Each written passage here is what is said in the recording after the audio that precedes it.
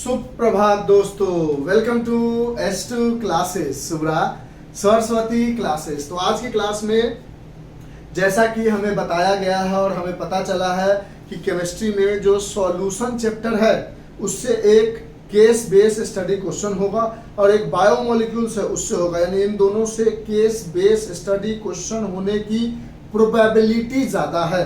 तो हमने सोचा क्यों ना सॉल्यूशन पर एक दो केस बेस स्टडी समझा दिया जाए। ऑलरेडी हमने इलेक्ट्रोकेमिस्ट्री और एसिडिक स्ट्रेंथ यानी ऑर्गेनिक केमिस्ट्री का कुछ एक एसिडिक स्ट्रेंथ के regarding case base study question बता दिया है और उन दोनों केस बेस स्टडी क्वेश्चन को पढ़ के आपको ये समझ में आ गया कि केमिस्ट्री में पैसेज पढ़ने की 99% जरूरत नहीं होती, 100% कभी नहीं कहेंगे। एक हम ऐसा क्वेश्चन देंगे आपको जरूर जहां पे पैसेज पढ़ना पड़ेगा, लेकिन वो पैसेज बहुत छोटा होगा, हम आपको देंगे। मेरे पास क्वेश्चन है, तो चलिए, तो आज उसी तरह से एक केस बेस स्टडी क्वेश्चन है जिसका पैसेज कुछ था हमारे पास, लेकिन हमने लिखा नहीं, बस पैसेज के लिए जगह छोड़ दिया। उसमें 4 पार्ट थे। पहले पार्ट में ये और इसका और, या तो ये बना लो या तो ये बना लो। बचे हुए 3 पार्ट हम आपको और बताएंगे, बीच में एडिट करके डाल देंगे, बताएंगे, लेकिन जगह नहीं था इसलिए हमने पहले पहला पार्ट लिख के लाया है। तो मतलब समझ गए इस वीडियो में क्या होने वाला है? हाँ सर, समझ गए। अब क्वेश्चन में पैसेज बिना पढ़े हुए हमने क्वेश्चन पढ़ना स्टार्ट किया क्योंकि पैसेज हमने लिख भी नहीं रखा है। A solution is prepared using aqueous KI. एक सॉल्यूशन को बनाया जाता है, a solution is prepared using aqueous KI. एक सॉल्यूशन को बनाया जाता है एक्वस केआई से, यानी इसका मतलब क्या है? सॉल्यूट जो है हमारे पास वो केआई है, और क्योंकि एक्वस है यानी सॉल्वेंट जो है हमारे पास वो वाटर है। एक्वस केआई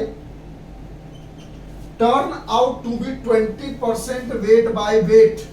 जानते हो आप 20% वेट बाय वेट का मतलब 20 gram of solute present in 100 gram of solution. यानी यहां से कह सकते हो कि ये जो सॉल्यूट है इसका जो गिवन मास है वो है 20 ग्राम। ये जो सॉल्वेंट है इसका जो गिवन मास है वो है 100 माइनस 20 ग्राम। समझो 100 ग्राम का सॉल्यूशन है तो मास ऑफ सॉल्यूशन 100 ग्राम है, 20 ग्राम सॉल्यूट है, तो 100 में से 20 घटाओगे तो 80 ग्राम क्या आ जाएगा? Mass of given mass of water. और वाटर का हम मोलर मास जानते हैं, जो जो दिया हुआ फटफट बना लो, उससे कुछ ना कुछ नंबर मिल जाता है। मोलर मास जानते हैं कि H2O होता है और जो कि 18 ग्राम होता है। KI का हम मोलर मास जानते हैं कि हमारे पास पोटेशियम का 39 होता है और I का 127 होता है। दोनों को जोड़ते हैं तो 140 9 7 16 किंतु 5 6 166 ग्राम पर मोल मोलर मास की यूनिट होती है। आगे पढ़ते हैं द मोल, यहां तक। फिर कहता है डेंसिटी ऑफ सॉल्यूशन, यानी कहता है solution is prepared by using aqueous KI which is turn out to be 20% weight by weight. Aqueous KI है जहां सॉल्यूट केआई है, सॉल्वेंट वाटर है, उसका गिवन मास मोलर मास निकाल लिया इससे। उसके बाद कह रहा है डेंसिटी ऑफ सॉल्यूशन इज, यानी आपके पास एक और बात दी गई है, डेंसिटी ऑफ सॉल्यूशन। अच्छा, वो कितना है? 1.202 ग्राम पर मिलीलीटर। अब कहता है इसमें निकालिए molality of the given solute, यानी आपको निकालना है मोलैलिटी। मोलैलिटी क्या होगी? फिर and mole fraction. Mole fraction दोनों किसका निकालना है? सॉल्यूट का। दोनों किसका निकालना है? सॉल्यूट का। क्वेश्चन में दिया हुआ है। अगर कहता है ये क्वेश्चन आप नहीं बना पाते हो तो ये क्वेश्चन बनाओ, तो पहले तो ये क्वेश्चन बना लेते हैं फिर इस क्वेश्चन पे आएंगे। ठीक है, इरेज करें इसको। पक्की वाली बात? हाँ सर, ये क्वेश्चन का डाटा हमने लिख लिया और अभी तक हमने पैसेज नहीं पढ़ा। समझो, जो जो चीजें पूछ रहा है वो हम इसी डाटा से निकाल लेंगे बिना पैसेज पढ़े हुए, यही समझाने की कोशिश कर रहे हैं। अब यहां से हमें कह रहा था कि मोलैलिटी बताओ, तो हम जानते हैं मोलैलिटी बराबर होता है number of moles of solute, और सॉल्यूट को हमेशा B लेंगे तो इसको NB लिख सकते हो, upon mass of solvent. Solvent को हमेशा A लेंगे, इसको मास है इसलिए WA लिख सकते हो, मोलर मास नहीं। मोलर मास होता तो MA लिखते। ये जो मास है वो कैसा है? गिवन मास ऑफ सॉल्वेंट है, लेकिन ये गिवन मास ऑफ सॉल्वेंट किस में होना चाहिए, इन केजी में। तो हमने बोला number of moles of solute को हम लिख सकते हैं given mass, number of moles निकालोगे तो क्या लिखोगे formula, given mass upon molar mass. अच्छा, number of moles of solute निकाल रहे हो, सॉल्यूट का गिवन मास क्या है 20 ग्राम, नहीं तो हाँ 20 ग्राम अपॉन मोलर मास क्या है 166 ग्राम पर मोल। ग्राम से ग्राम कट गया तो यानी 26 अपॉन 166 मोल आ गया। तो मोल्स की जगह लिख दिया आपने 20 upon 166 mole upon given mass of solvent. Mass of solvent क्या है 80 ग्राम, लेकिन चाहिए किसमें, केजी में। तो 1000 से डिवाइड कर दिया, मोल पर केजी जो है हमारा मोलालिटी बन के आ गया। इसको सॉल्व कर लो आप। फिर कहता है, सॉल्व तो कर लो, बहुत इजी है, ये ऊपर चला जाएगा, ये दोनों मल्टीप्लाई हो जाएगा। टाइम वीडियो को क्यों बढ़ाओगे, आप घर पे कर लेना। फिर कहता है मोल फ्रैक्शन बताइए कितना होगा। तो देखो, एक इस सॉल्वेंट को ए मान लेते हैं, सॉल्यूट को बी, जो हमेशा मानेंगे। मोल फ्रैक्शन ऑफ ए निकालना होगा तो mole of A upon mole of A plus mole of B लिखोगे। मोल ऑफ ए मतलब वाटर का गिवन मास है हमारे पास 80, मोलर मास होता है 18, गिवन मास है 80, मोल लिख रहे हैं ना, और मोलर मास होता है 18 plus moles of B, B का क्या लिखा है अभी हमने 20 अपॉन 166, ये निकल गया मोल फ्रैक्शन। इन दोनों का एलसीएम लोगे, ऊपर ले जाओगे। ये सब सॉल्यूशन आप खुद कर लो, सॉल्व अब मत पूछो, अभी आप सॉल्यूशन एग्जाम में भी बैठ के कर सकते हो। अगर आप मोल फ्रैक्शन ऑफ बी पूछेगा तो mole of B upon mole of A plus mole of B लिखोगे। जो चीजें ये लिखी है नीचे में वही लिखोगे। 80 अपॉन, ये सब कट जाएगा, 18 5 90 ऐसा कुछ कट जाएगा, 20 अपॉन 166 इजी हो जाएगा। और 80 अपॉन 18 की जगह मोल ऑफ बी लिख दोगे, 20 upon 166 mole fraction of B भी निकल जाएगा। अब कोई बच्चा कहेगा सर हम दूसरा पार्ट निकालना चाहेंगे, पहला पार्ट नहीं, क्योंकि दूसरा पार्ट में एक ही क्वेश्चन पूछा गया है, पहला पार्ट में 2 क्वेश्चन पूछा गया है। तो आपकी शाबाशी, चलो आप समझदार हो, इस सॉल्यूशन को मिटा दे, लिख लेना आप।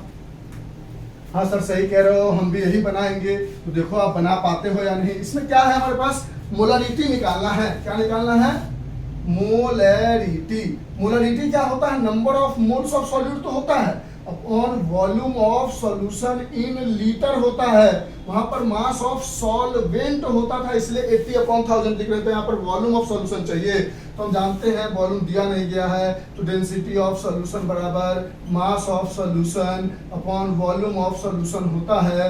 यहाँ से लिख सकते हो वॉल्यूम ऑफ सॉल्यूशन बराबर मास ऑफ सॉल्यूशन, इधर आ जाएगा तो upon density of solution. Density हमारे पास कितना है, मास ऑफ सॉल्यूशन कितना है, तो 100 ग्राम का सॉल्यूशन है, अपॉन डेंसिटी कितना है भैया, तो 1.202 ग्राम पर मिलीलीटर है। इसको इससे काटा, ग्राम कट गया, ये मिलीलीटर ऊपर चला गया, तो 100 अपॉन 1.202 मिलीलीटर है। लेकिन हमको चाहिए volume of solution in litre, तो इसको 1000 से डिवाइड कर देंगे, तो ये जीरो कट जाएगा, तो ये आ जाएगा 1.202 अपॉन 10। तो यहाँ पर number of moles of solute की जगह लिखेंगे गिवन मास सॉल्यूट का कितना है 20 ग्राम, अपॉन मोलर मास कितना है 166 gram, upon mole, upon volume of solution कितना है, तो इतना लीटर लिखा है आपने 1.202 इंटू अपॉन 10, ये ऊपर चला जाएगा, ये दोनों मल्टीप्लाई हो जाएगा, तो ये क्या हो जाएगा 20 इंटू 10 अपॉन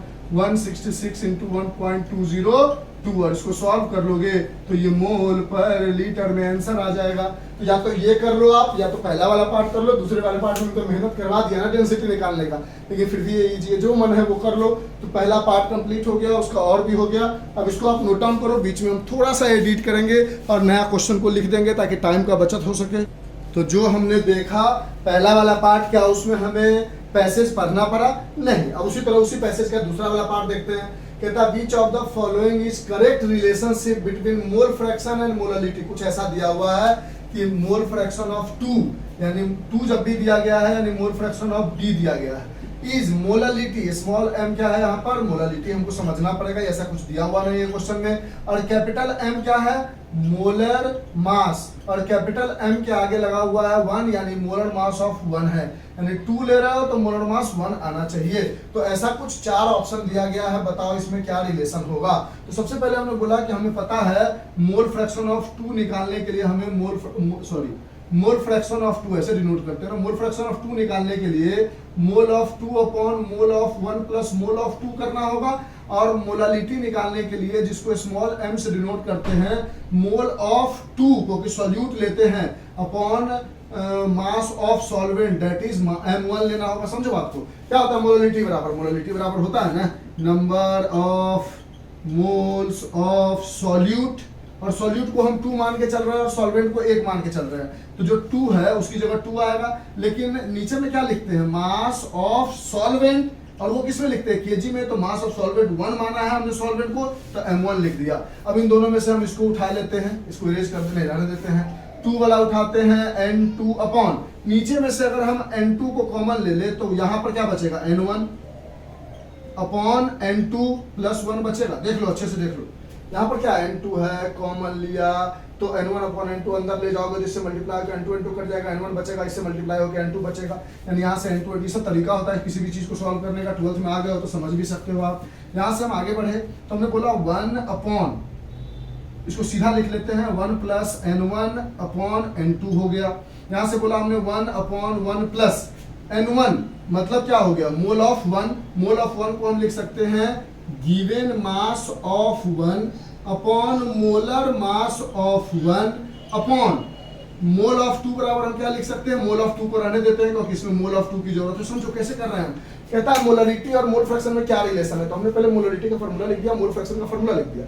अब मोलरिटी में से n2 कॉमन ले लिया। अब यहाँ आए हम तो बोले 1 का हमें जरूरत नहीं है, तो 1 को हमने लिख दिया given mass of 1 upon molar mass of 1। 2 की हमें जरूरत है तो 2 को हमने रहने दिया। अब इसमें देखो ये ऑलरेडी फ्रैक्शन था, ये बेचारा अकेला था, तो इसको हम, ये सबसे नीचे था, इसके नीचे 1 रखेंगे तो ये दोनों इससे मल्टीप्लाई होगा, ये इससे होगा, यानी हमारे पास मोल फ्रैक्शन ऑफ 2 बराबर आ जाएगा 1 upon 1 plus given mass of 1 upon mole of B into molar mass of 1, ऐसा कुछ आएगा। मोल ऑफ बी की जगह 2, हम कंफ्यूज बिल्कुल नहीं कर रहे, नहीं सर। अब देखो ये क्या है, मोल ऑफ 1 है, आराम से given mass upon molar mass upon mole of 2 रहने दिया हमने, 2 नीचे मल्टीप्लाई हो गया गिवन मास में। अब एक सेकेंड रुक जाओ, नहीं ठीक है, घबराने की जरूरत नहीं, सब यहां तक भी ठीक है। इस जगह देखो तो आप मोलालिटी का फार्मूला क्या लिखे हो, number of moles of solute, confuse नहीं किया ना, number of moles of solute, उसको आपने बोला n2, क्योंकि आपने जो 2 था उसको सॉल्यूट मान के चला है आपने, और जो 1 था उसको सॉल्यूशन मान के, सॉल्वेंट मान के चला है। बिल्कुल कंफ्यूजन नहीं, इस क्वेश्चन में फिर से बताते हैं। अब हम दोबारा उसको नहीं बना सकते क्योंकि एग्जाम टाइम है, थोड़ा बहुत बर्दाश्त कर सकते हो। पहला क्वेश्चन अच्छे से बताया, दूसरे क्वेश्चन को समझो। कहता है what is the following correct for the relation of molarity and molality, mole fraction and molality. तो आपने बोला मोल फ्रैक्शन का फार्मूला ये होता है, मोलालिटी के फार्मूला में एक बात हमने गलत लिख दिया, यहाँ क्या होता है, मास ऑफ सॉल्वेंट होता है इन केजी, और मास ऑफ सॉल्वेंट मतलब क्या है, गिवन मास, और सॉल्वेंट को आप 1 माने हो, और गिवन मास को हम W से डिनोट कर रहे हैं, और मोलर मास को हम 1 से डिनोट कर रहे हैं। यानी जो हमारा W है वो हमारा गिवन मास है, और जो M है वो हमारा मोलर मास है, तो हमने यहाँ पर गिवन मास लिखा था इसलिए W हो गया। अब यहाँ से देखोगे तो N2 अपॉन W1 बराबर है मोलालिटी, लेकिन यहाँ पर W1 अपॉन N2 है, यानी N2 अपॉन W1 बराबर है मोलालिटी। तो यहाँ से अगर आप इसको उल्टा करोगे, W अपॉन N2 करोगे तो ये क्या आ जाएगा, 1 अपॉन मोलालिटी, यानी यहाँ पर M की वैल्यू आ जाएगी, यानी यहाँ से लिख सकते हो मोल फ्रैक्शन ऑफ 2 बराबर 1 upon 1 plus 1 upon molality into molar mass. अब इसका एलसीएम ले लोगे, nothing is there, 1 is there, LCM लोगे तो आ जाएगा 1 upon molality into m1, molality into m1 plus 1, ये ऊपर चला जाएगा तो आ जाएगा molality m1 upon 1 plus molality m1 is mole fraction of 2, mole fraction of 2, नीचे में 1 प्लस m1, यानी first option is the correct option. समझ में आई बात, कंफ्यूजन नहीं हुआ पक्का, बस इसमें घूम फिर के ऐसे आना था, और आप 12th के बच्चे हो, समझ गए होंगे। इतने के लिए दोबारा मेहनत मत करो, ठीक है।